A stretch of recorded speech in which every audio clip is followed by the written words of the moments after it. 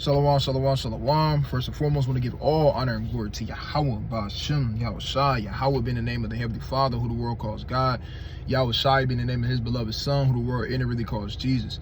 It's the brother Yaira Dada, WFI, Indiana camp, coming at y'all with a quick cold cut through the spirit, going into even for the same purpose. All right, even for the same purpose. This is a phrase that you hear, throughout the scriptures. You hear it be said in the so-called Old Testament. You hear it also being said, you understand, in the so-called New Testament, a phrase that the Most High says, which is even for the same purpose. And a lot of times we have to understand, the purpose of things sometimes. You might not see it, right then and there, because your judgment or your, things may be cloudy through trials, tribulations, whatever the case is, or what you may be going through, etc., etc. But understanding that the things that you go through, a lot of the times, or sometimes I'll say, the things that you go through sometimes is literally for the Lord to show his power, right? For the Most High God to flex his muscles.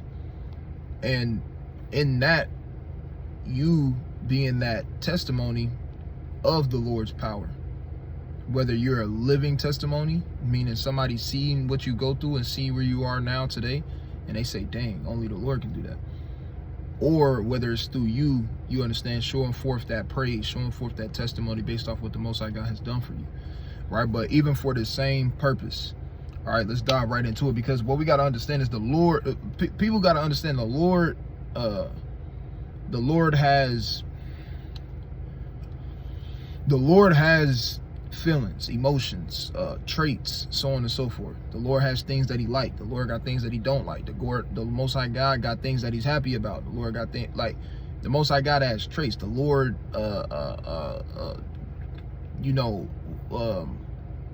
wants revenge in certain aspects. He's jealous. You understand of certain. Let's just get a precept going into that real quick. In the book of Nahum, I believe. God, it's the book of Nahum, chapter 1 and verse. Yeah, this is the book of Nahum, chapter 1 and verse 2. It says, God is jealous, the Lord revengeth, and is furious. The Lord will take vengeance on his adversaries, and he reserveth wrath for his enemies. So that right there, you understand, is, the Lord is letting you know these different things. Like, yeah, like, I'm a jealous God. You understand? I mean, you say that in verbatim in the scriptures, but, the Lord, he wants you to worship him. He wants you to give him praise, honor, glory, reverence. You understand? Through your actions and through words. The Lord loves, praise. You understand? And worship. So though that's just to show, like, the Lord has, you understand, feelings, traits, emotions, so on and so forth. Obviously he's much more in control of his than man or so-called humans are, and how we go about certain things. But point is, the Lord, is powerful, and the Lord loves to do things to show his power. And you see that very, very, very, very often through the scriptures, all throughout the scriptures. All right, we're just gonna get a couple or an example of it. But first, right, let's go to the book of Isaiah, right? Because the Lord is not afraid to, talk his talk, so to speak.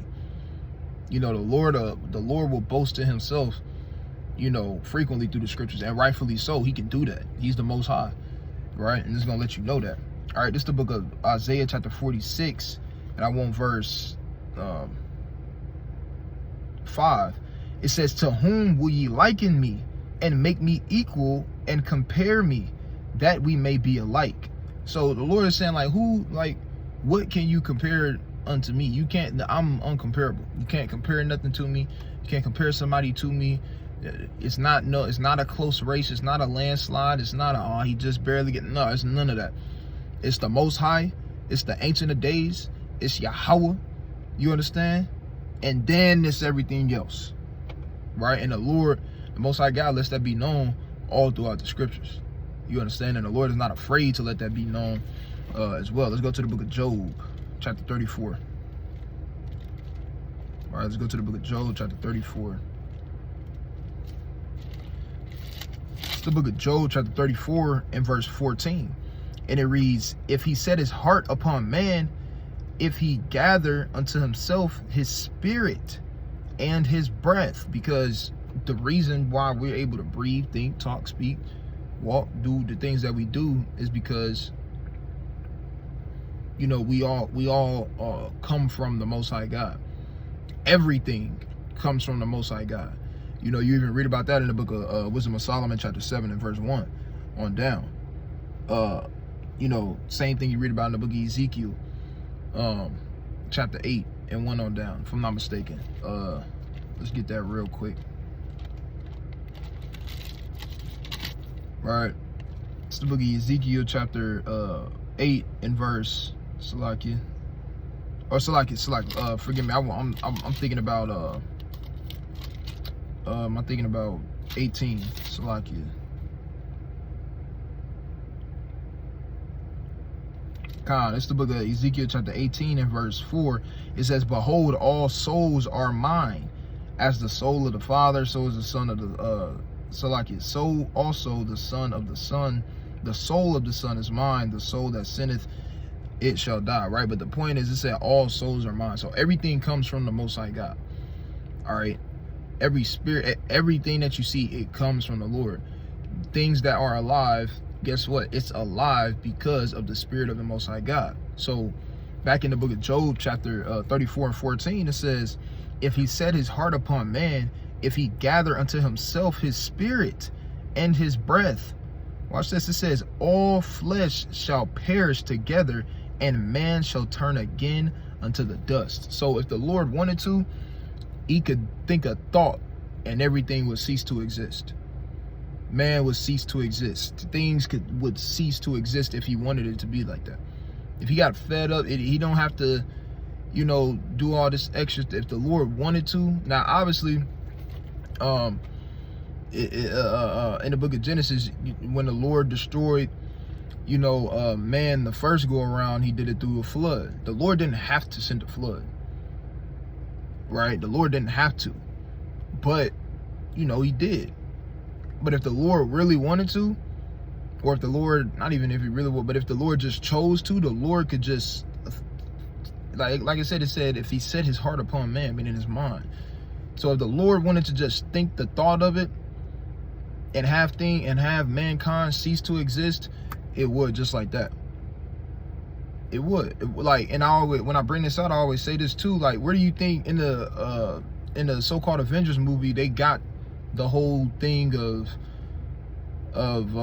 you know, you snap your finger and things just vanish away? And in that movie, what happened when so-called Thanos snapped his fingers? You know, damn, they just withered away into the dust. Right? But who actually has the power to do that? This ain't a comic book. This ain't damn Marvel Studios. None of that. This is the Most High God, and he could do that. Right? But once again, that just goes to show, right, what? Of his power. Right? Let's go to Deuteronomy chapter 32. Right? This is the book of Deuteronomy chapter 32 and verse 41. It says, or I'll start at 40. It says, for I lift up my hand to heaven and I say, I live forever. And he does. Right? He lives forever. You understand? He has no beginning. He has no end. Right? He's the Ancient of Days. It says, verse 41, if I whip my glittering sword and my hand shall take hold on judgment, I will render vengeance unto my enemies and will reward them that hate me. And this is going to happen, man. This is going to happen. And it's going to be for the whole world to see. Right? But like I said, this is going into, right, the power of the Most High God. Right? Let's go back to the book of Job. Chapter 12 and verse 23. It says, he increaseth the nations and destroyeth them. He enlargeth the nations and straighten them again. Meaning what? The Lord do what he want to do. The Lord does what he wants to do. But it said he increased, it said one more time, it said he increaseth the nations and destroyeth them. He enlargeth the nation and then straighten them again. So the Lord is behind raising up nations, bringing down nations, raising another nation up, bringing that nation down, raising another. And the Lord is the one doing these different things. The Lord is in control of these different things, but that's the power of the Lord. You understand? The Lord raised up America. You understand? The Lord has raised up America just for America to fall and to show his power, and it's going to be taken down, you understand, by him and his army. All right, let's go to the book of let's go to the book of Exodus. All right, chapter 9. It's the book of Exodus, chapter 9, and verse 16. It says, Salakia. God, this is the book of Exodus, chapter 9 and verse 16. It says, and in very deed, Salakia. Salakia. It says, and in very deed for this cause have I raised thee up to shew, Salakia, for to shew in thee my power, and that my name may be declared throughout all the earth. And there you have it. There you see, like we talked about, even for the same purpose. And what did he say? He said, even for my power to be shown. Right? And what was the context of this? What was he doing? This was the Lord using Moses, you understand, to show forth these different plagues, to show forth these things that he was bringing upon the land of Egypt, and to also, obviously, ultimately, deliver the children of Israel out of Egypt. He didn't just deliver them, and they didn't just they just all left. They walked out as single file or in a big group, just ran or whatnot. It was strategically done. It was strategically done for the Most High God to show forth his great, marvelous power. 10 plagues. Even after those 10 plagues, you still got them running. And then what does the Lord do? He through, right? This is the Most High doing controlling these different things, but you understand, using Moses parts the Red Sea just to destroy, you understand, the Egyptians in the water, to have the pillar, you understand, to have the chariot or the quote-unquote UFO hover above, you understand, us as a people. Like this is all the Lord showing forth his power, flexing his muscles, right? But once again, in verse 16 it says, and in very deed for this cause have I raised thee up to show in thee my power, and that my name may be declared throughout all the earth. All right, let's go to the book of Romans, chapter 9 and verse 17. You see the same thing. All right, it's the book of Romans, chapter 9 and verse 17. It says, for the scripture saith unto Pharaoh, even for this same purpose have I raised thee up, that I might show my power in thee, and that my name might be declared throughout all the earth, which we just read. Right? Which we just read. So the Lord raised, like Egypt was during his time, and Egypt in the ancient world for a large majority of time was always looked at as a quote-unquote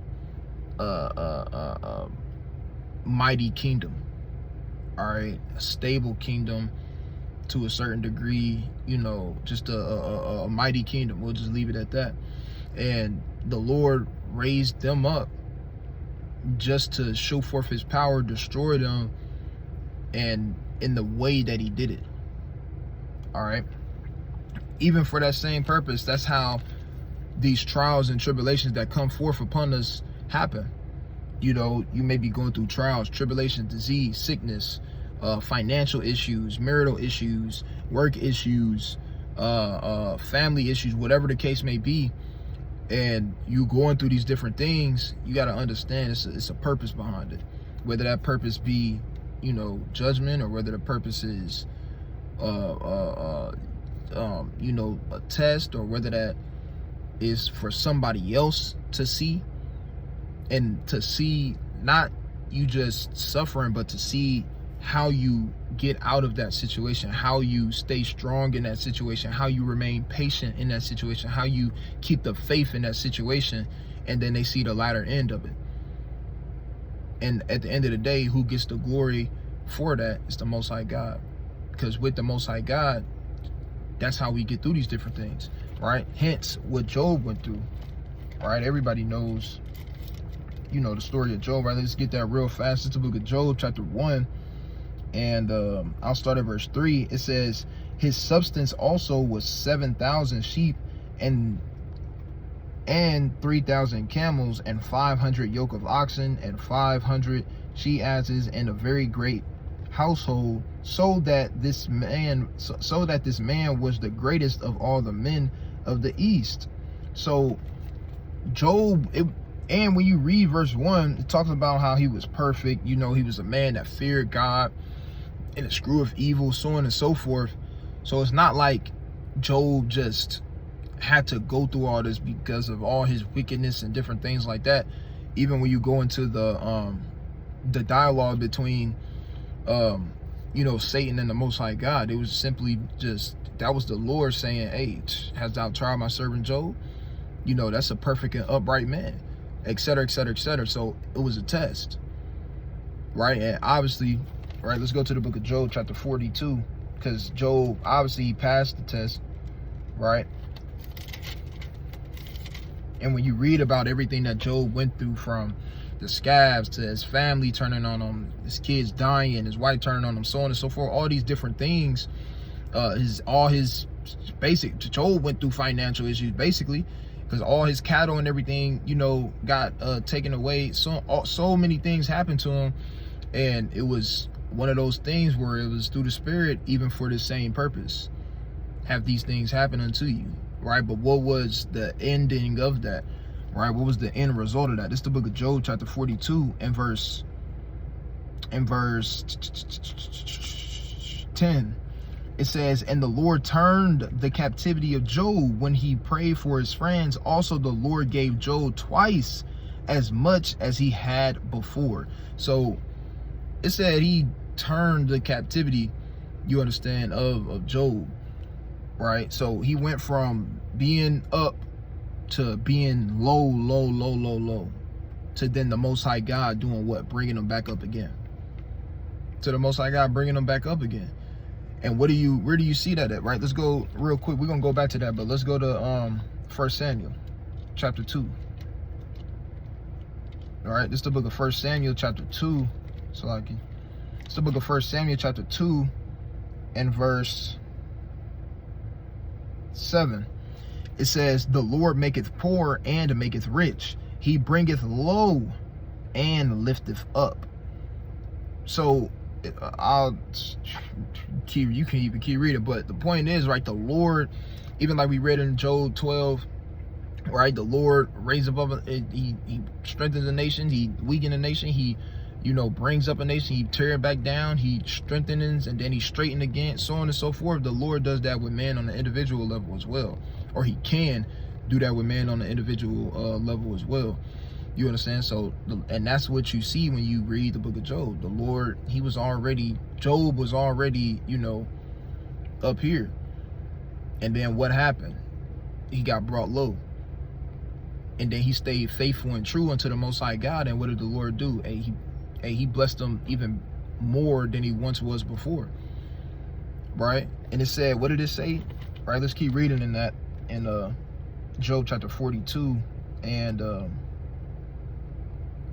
I'll start at verse 12. I'll read verse 12. I'll skip verse 11, but verse 12, it says, so the Lord blessed the latter end of Job more than his beginning. Right? So he got blessed more in the latter end than what his beginning was. Why? Because he stayed faithful, he stayed true unto the Most High God, even through all the things that he went through. Now, guess what? Thousands and thousands and thousands of years later, people like me and you are reading the book of Job and getting inspired from it. People like me and you are reading the book of Job, and we getting strengthened by reading it. People like me and you are reading the book of Job, you know, and we get comfort from it. How much more when you see it live and direct in somebody's lives? So when you go through the things that you go through, whether it be, like I said, trials, tribulations, sickness, disease, financial issue, whatever it is, when you go through those different things and you stay faithful, you stay true to the Most High God, you understand? You remain patient in the Lord when thou art changed to a lower state. You do all these different things, and then the Lord brings you out of that storm, or the Lord strengthens you to be able to persevere through the storm, and then you come out on the other side. People see that and say, dang, man, I seen him go through XYZ, man, and he's still standing strong. Right? The Lord blessed that man. He blessed that man latter end. Right? How much more? So when you go through the things that you go through, you know, that we all go through, you know, just realize that even for the same purpose, the Most High God can put this upon you, whatever that may be. He'll put it on you just to show his power in you. You could be that vessel. You are that vessel for the Lord to show his power in, and that other people may be able to see these different things. And not only that, you know, you comfort people through your experiences that you went through the trials and tribulations that you overcame through the Most High God, and you were able to strengthen them, like you read about in the book of 2 Corinthians chapter 1. All right, so Lord willing, brothers and sisters was edified. Lord willing, brothers and sisters continue to endure, and remember that even for this same purpose, you understand, and remember those words, and understand that the Lord will bring you through these certain things, but the Lord can also bring you out of these different things for a testimony for others, for a testimony unto yourself. You understand? Regardless, remain patient. You understand? Remain having faith in the Most High God, Yahweh, by Shema Mashiach Yahushua, right? And continue to endure. And Lord willing, you'll fare well through these different things, right? So, Kwam Yashala, Shalom.